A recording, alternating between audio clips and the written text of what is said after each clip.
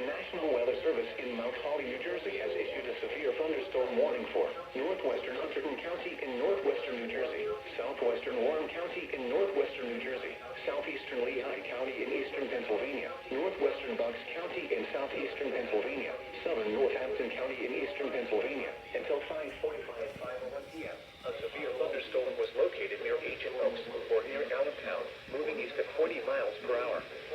Hazard, 60 miles per hour with gusts and penny-sized hail. Source, radar indicated.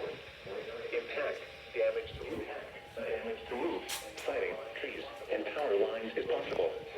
Locations impacted include Allentown, Easton, Bethlehem, Forks, Emmaus, Northampton, Wilson, Helletown, Nazareth, Bath, Belvidere, Harmony, Alpha, Ferndale, Belfast, Freetown, West Easton, Milford, Tanami, and Bloomsbury. This includes the following highways: northeast extension between mile markers 47 and 61. Interstate 78 in Pennsylvania between mile markers 50 and 76. Interstate 78 in New Jersey between mile markers 0 and 4. For your protection, move to an interior room on the lowest floor of a building.